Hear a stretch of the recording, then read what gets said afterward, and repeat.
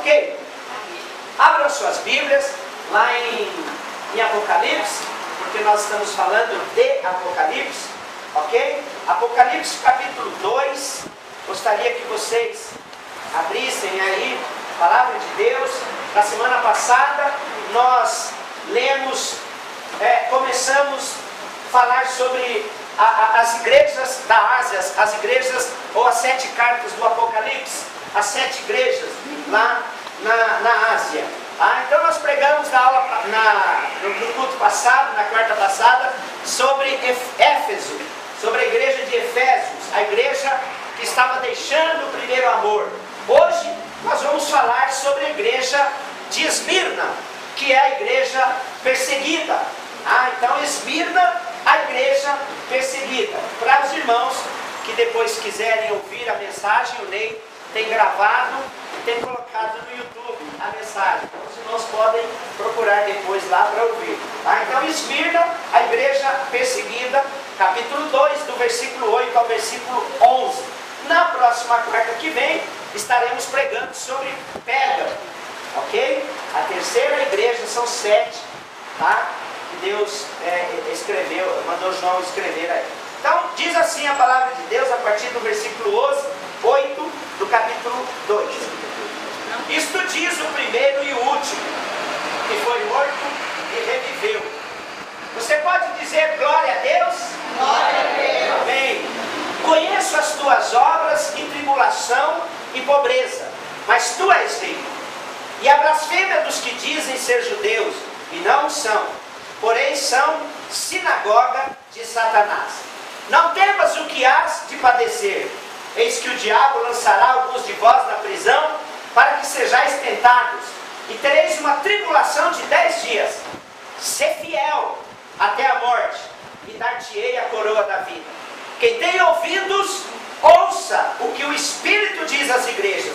O que vencer, de modo algum sofrerá o dano da segunda morte. O que vencer, de modo algum sofrerá o dano da segunda morte. Amém? Amém. Deus nos abençoe nesta palavra maravilhosa. João, o grande apóstolo de Deus, o grande servo de Deus, Deus traz algumas revelações.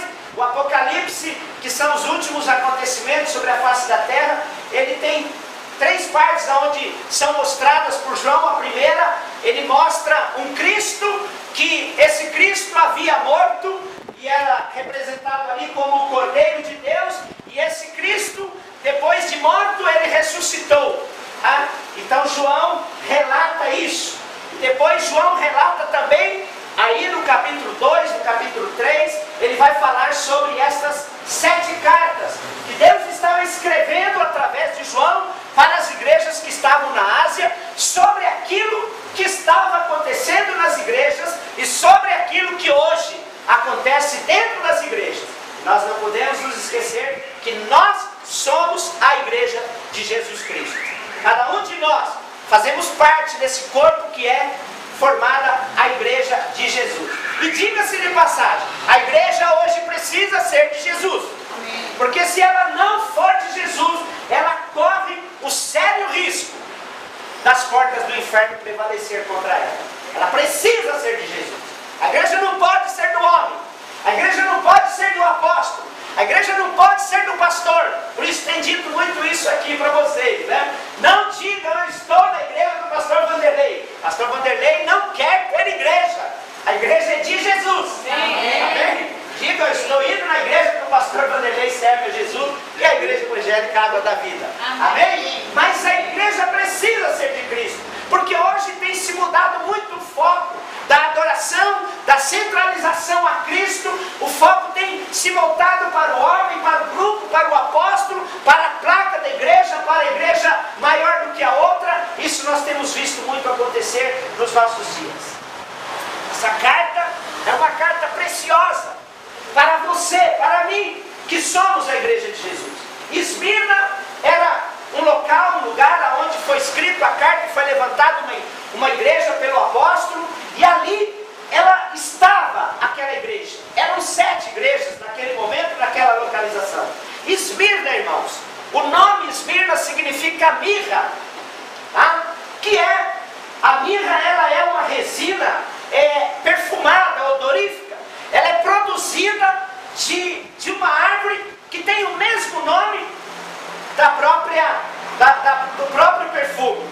Quando ela é ferida, ela produz aquele perfume, tá? Então, eu volto a dizer, quando ela é ferida, ela produz um bom perfume, tá? E o perfume dela é um perfume gostoso, tá? É um perfume muito usado hoje na unção, né? Alguns locais de Israel, o pessoal fala disso. Era algo que era usado muito no Velho Testamento, muito no Antigo Testamento, por conta do perfume, tá? Mas o sabor de mirra é amargo. Enquanto que ela tem um perfume produzido na pressão, ela, por outro lado, o seu sabor é amargo. Era um ingrediente usado no óleo da unção. Moisés usou isso por uma ordem de Deus, quando Deus unge alguns homens lá e manda Moisés escolher alguns ingredientes, do qual mirra estava no meio, né? Estoraque, ônix. Deus mandou que Moisés fizesse ali o óleo da unção, e aquele óleo tinha um objetivo específico para aquele momento, para aquela hora, tá? E também foi um dos presentes que aqueles magos levaram para Cristo por ocasião do seu nascimento. Conta-se os historiadores que mirra, ouro, né, prata foram levados para Cristo no dia, logo no momento do seu nascimento. E os historiadores dizem que aquilo era algo muito caro, de fato era mesmo, o que serviu depois para Cristo e a sua família sobreviverem ou se manterem lá no Egito, quando eles fugiram para o Egito. Então, mirra era isso e era usado nesse momento. Essa substância tornou-se o símbolo de amargura e sofrimento.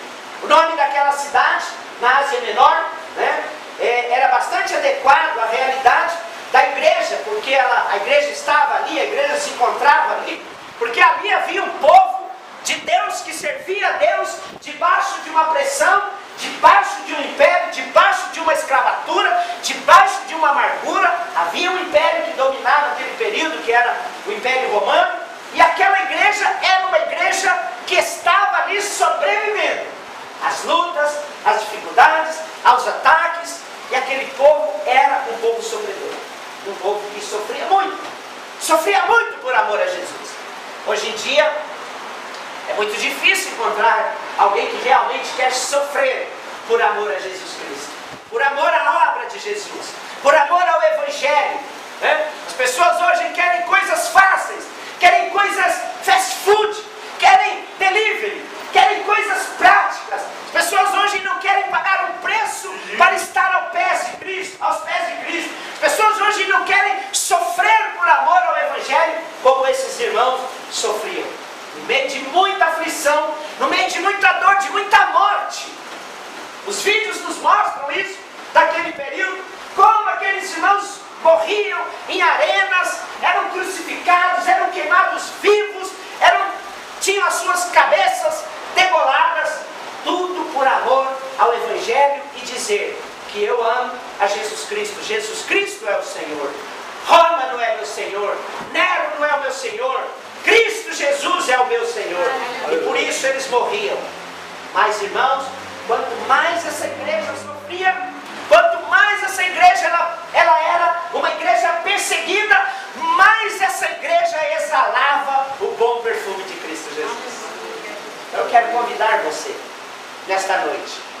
Se de repente você está aqui nesta noite sofrendo, angustiado, amargurado, sendo perseguido, glorifique a Jesus, exalte ao Senhor, porque é daí que vai sair o bom perfume de Cristo, é daí que Jesus vai ser adorado e glorificado através da sua vida, é daí que Cristo vai ser conhecido e Deus vai olhar para a sua vida, porque a sua vida vai atrair a presença de Deus sobre você.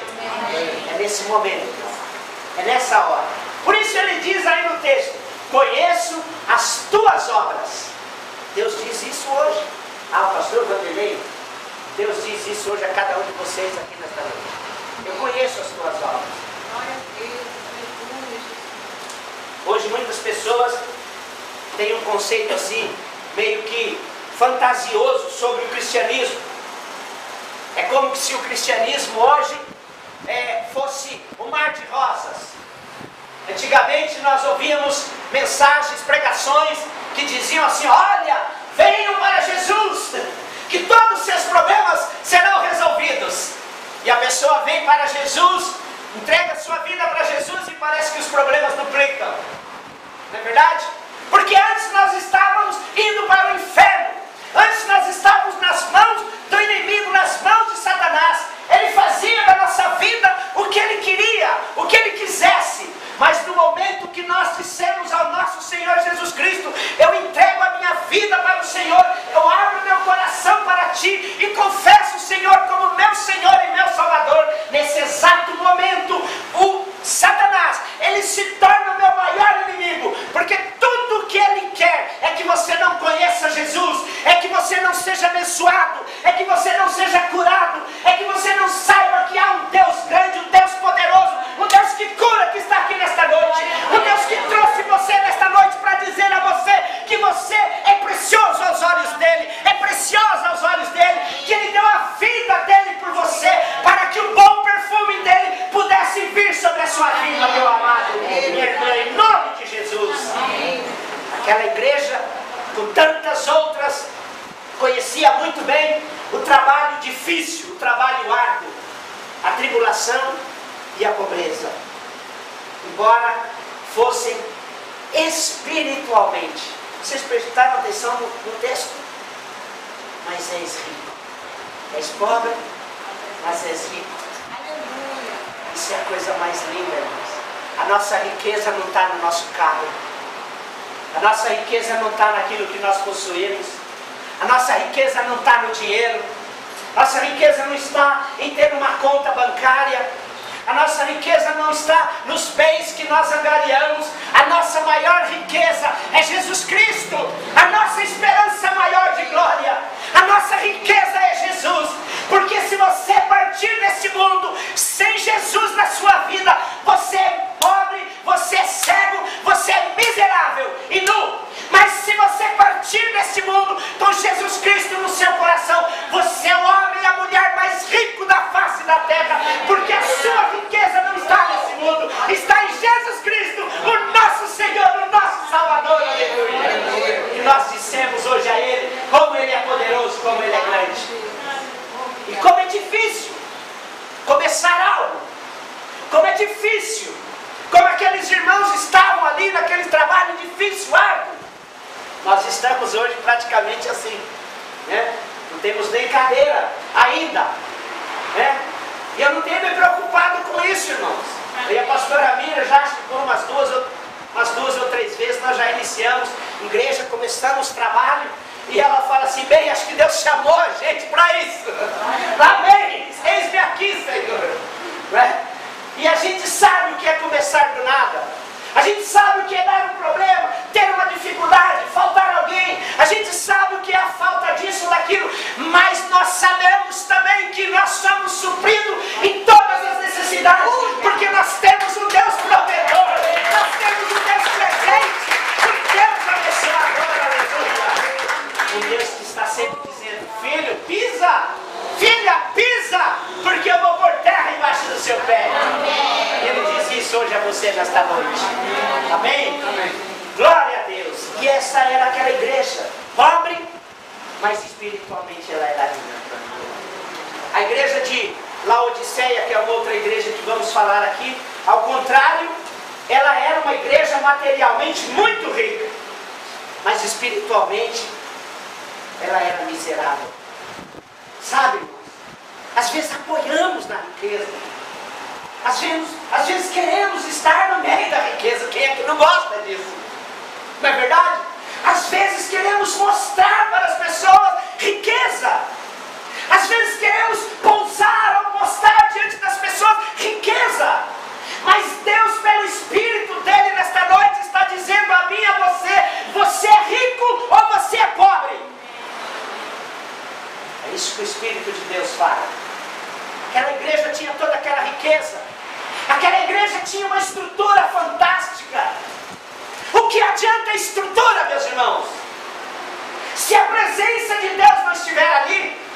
O que adianta a estrutura se a glória de Deus não curar e não libertar? O que adianta a estrutura se não mostrarmos para o povo que pecado afasta ele de Deus? Somos miseráveis. Nossa riqueza é Jesus. A sua riqueza não é material. E em si mesma a riqueza ela não é maligna.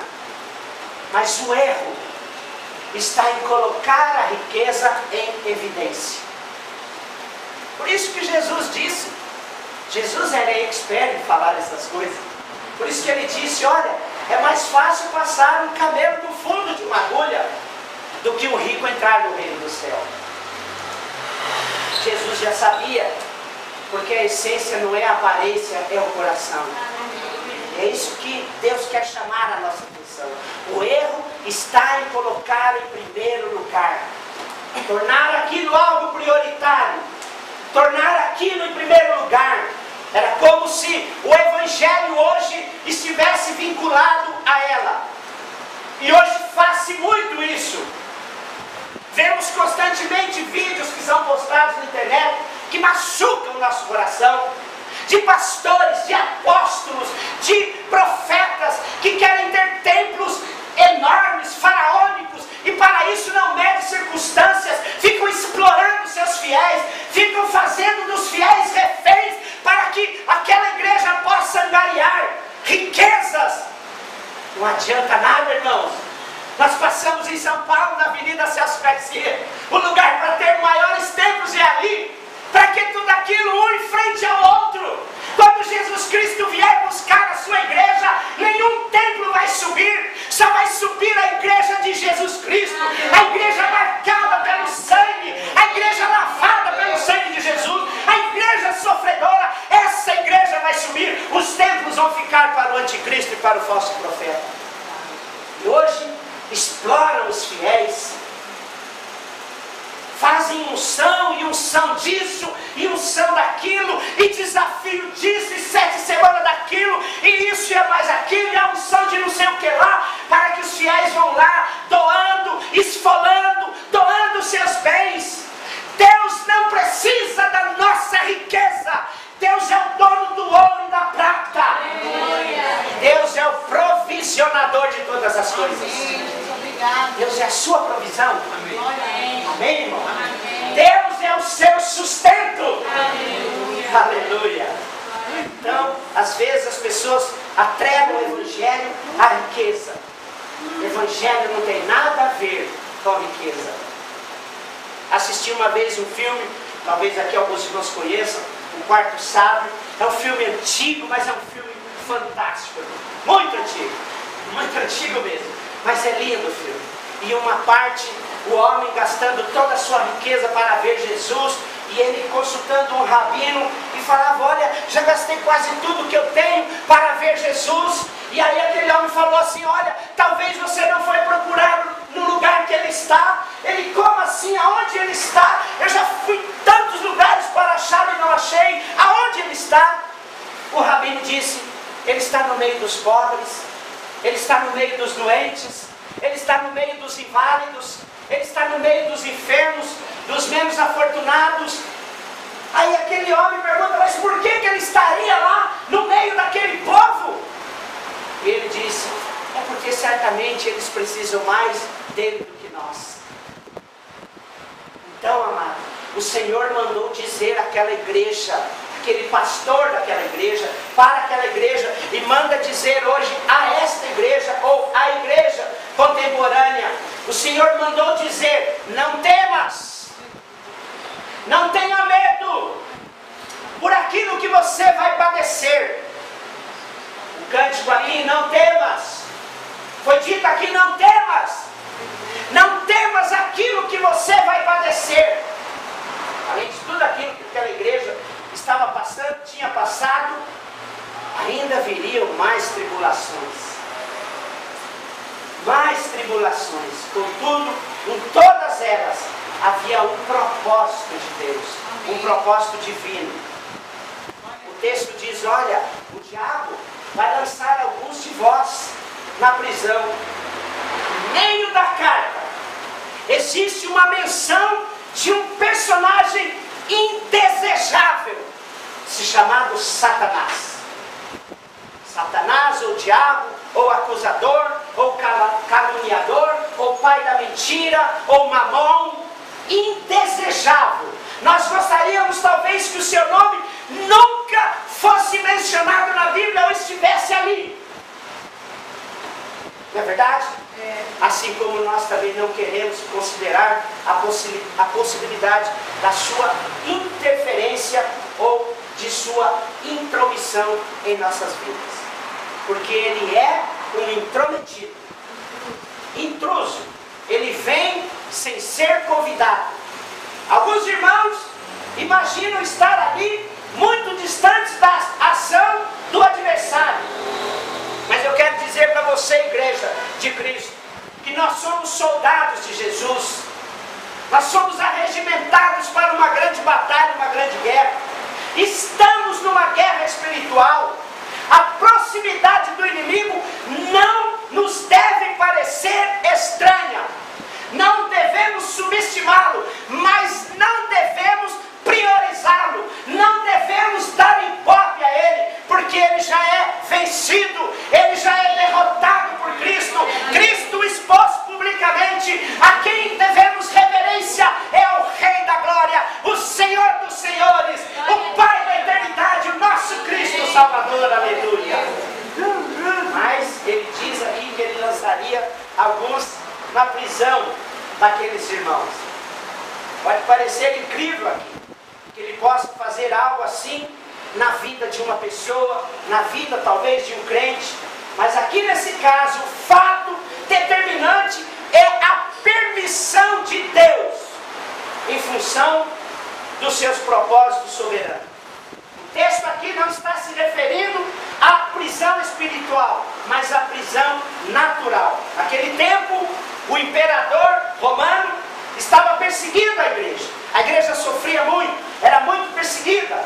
Queria matar os cristãos, queriam exterminar os cristãos, e muitos deram a sua vida por amor ao Evangelho de Cristo, como foram os apóstolos. Era importante saber que por trás daqueles fatos e de seus protagonistas havia uma realidade espiritual muito dinâmica. O texto diz: para que sejais tentados, ou para que sejais provados. Quando nós vemos essa expressão, para quê? É porque há um propósito. Nada acontece na sua vida, na minha vida, nada acontece no nosso caminho por um acaso. Nada vem na nossa vida por uma coincidência. Costumamos dizer e brincar que na nossa vida tudo é uma criscoincidência. Amém? Nada é por um acaso na minha vida e na sua vida. Muitas coisas vêm às vezes na minha vida ou na sua como consequência dos nossos próprios atos, daquilo que fazemos, falamos, pensamos, plantamos. Mas outras acontecem porque Deus, Ele tem um grande objetivo no meio delas. Nesse caso aqui específico, o propósito seria a tentação. Deus permite a situação. Deus permite isso. Uma situação adversa na minha vida e na sua vida, que aquilo aconteça. Porque muitas vezes isso é necessário na minha vida, na sua vida.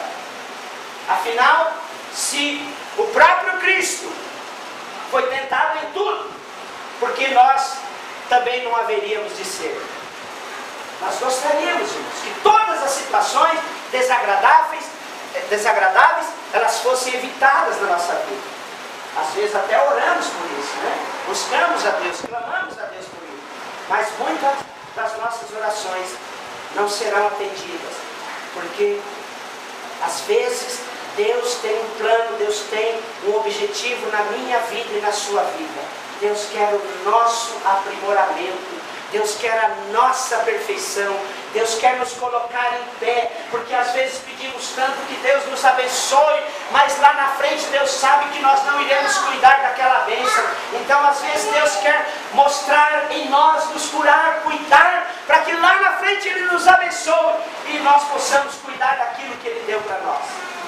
Precisamos enfrentar as tentações e as lutas. Isso é inevitável. Mas Deus está no controle de todas as coisas. Aqueles irmãos poderiam ser acometidos por pensamentos diversos, questionamentos a respeito da sua fé. Talvez alguns até perguntaram naquele momento, como também hoje, talvez o façamos: por que é que Deus permitiu isso? Por que é que Deus deixou isso acontecer? Por que é que aconteceu tal coisa que não entendemos? E às vezes até falamos: eu sou filho dele. Senhor, eu sou teu filho, por que isso tem acontecido? Eu sou fiel ao Senhor. Eu sou teu servo, Senhor. Às vezes cobramos de Deus. Isso acontece com cada um de nós, né? Quantos questionamentos vêm na nossa mente quando nós estamos debaixo de uma tribulação? No momento somos tentados até a duvidar da presença de Deus. Quantos a gente não encontra por aí hoje que se afastaram de Deus porque na hora da prova não conseguiram passar pela prova? Nos piores momentos, nas horas mais difíceis, nós somos provados, somos tentados a negar a nossa fé, e às vezes o inimigo nos leva até a blasfemar contra Deus. Foi assim com Jó, foi assim com muitos homens da Bíblia.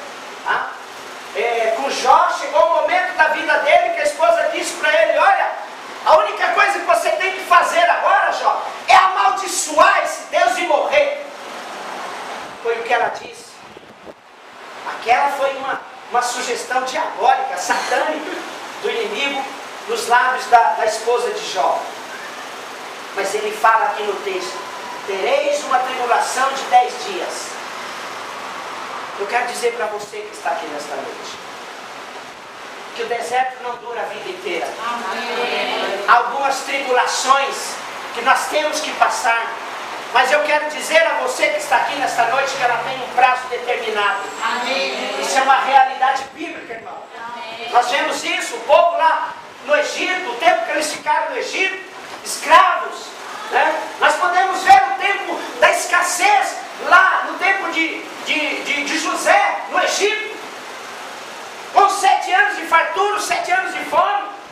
Nós podemos ver os 70 anos do povo de Israel no cativeiro babilônico. Mas há um prazo determinado. Deus determinou o tempo daquela tribulação. E eu quero chamar a sua atenção nesta noite, para você crer na palavra de Deus. Deus determinou a sua tribulação. Ela tem um prazo específico para terminar na sua vida. Mas seja firme, seja fiel, seja rico no Espírito, em buscar a presença de Deus, em honrar ao Senhor, em honrar, estar com alegria na presença dEle em todos os momentos. Seja rico, porque Deus vai decretar o dia final da sua tribulação, e Deus vai te abençoar de uma forma grande e poderosa, porque Ele é Deus. Ainda que o povo orasse, jejuasse, expulsasse demônios, o problema iria permanecer. O problema é que Deus quer que nós trabalhemos a nossa fé para alcançarmos aquilo que Ele tem para a nossa vida. Aquela igreja poderia fazer isso, orar muitas vezes, expulsar aquela tribulação, mas a Bíblia já tinha dito que ela duraria 10 dias. Quanto dia você está esperando? Quantos dias tem sido a sua tribulação? Quero dizer a você que Deus já decretou o final dessa angústia, dessa luta, dessa tribulação. Não vai ser nem um dia a mais, nem um dia a menos. Vai ser o tempo que Deus predeterminou, mas que você cresça na graça e no conhecimento de Jesus Cristo. Precisamos orar sim, orar sempre, buscar ao Senhor.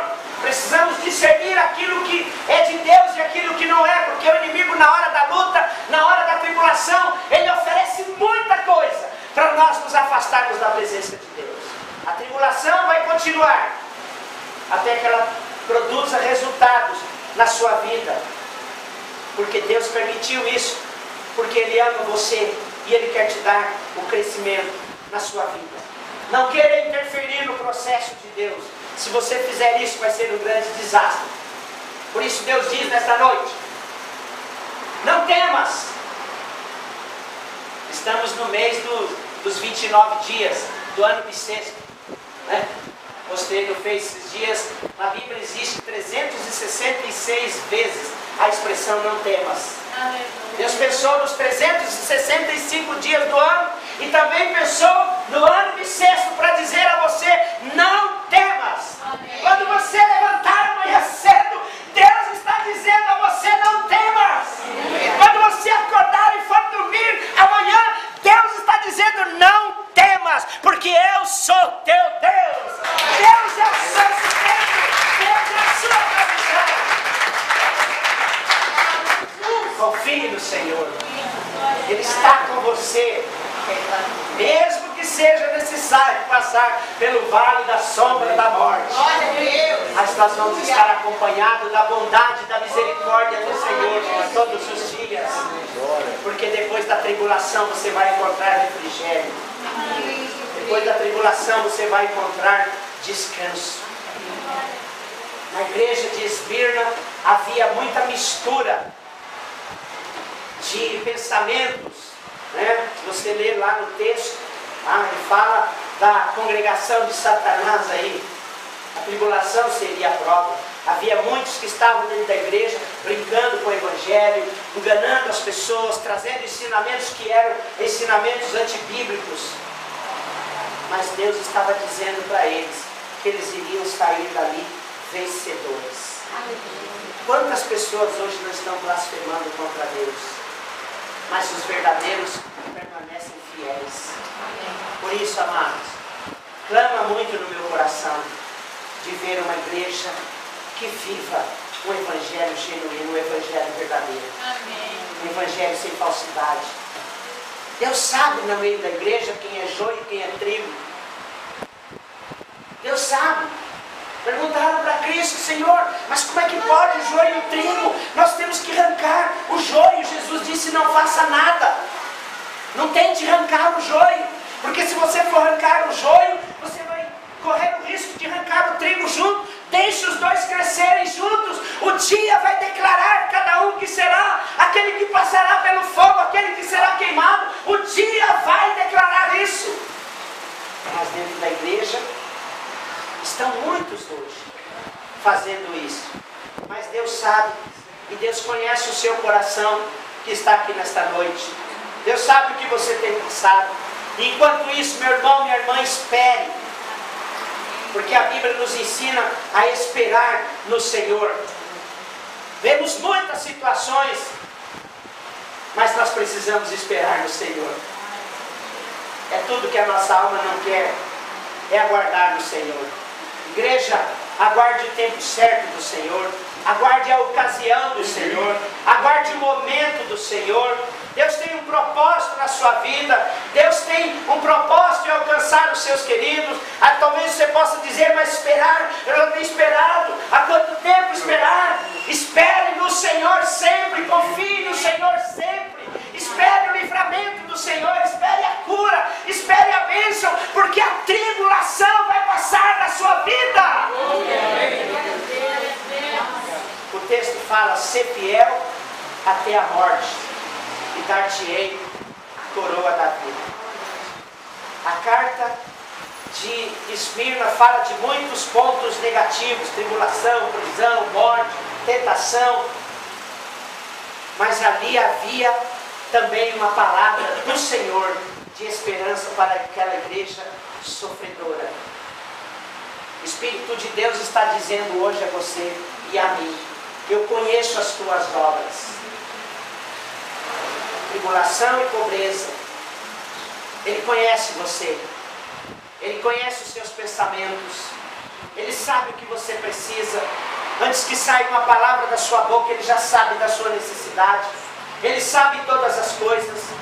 Nada passa desapercebido aos olhos de Deus. Eu quero dizer a você, homem, mulher, filho, jovem, que chora, que clama, que pede, que espera: Deus conhece a sua tribulação. Deus sabe do seu sofrimento.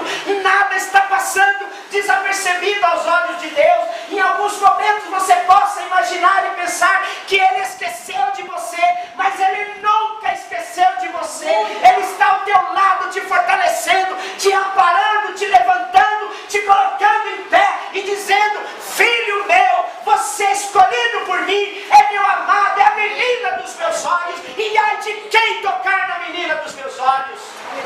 Por isso ele fala para você hoje, igreja: não temas, não temas, não temas, que eu vou te dar a coroa da vida.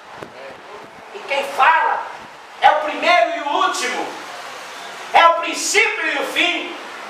Quem fala foi aquele que criou todas as coisas, que morreu, mas venceu a morte e ressuscitou e vai consumar todas as coisas. Por isso o primeiro e o último que morreu e viveu, é Ele que está dizendo hoje, pelo Espírito da palavra dEle: Ele foi morto, mas Ele está vivo.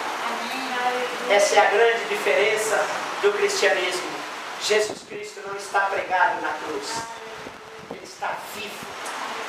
Por isso o Espírito diz: quem tem ouvidos, ouça o que o Espírito diz às igrejas.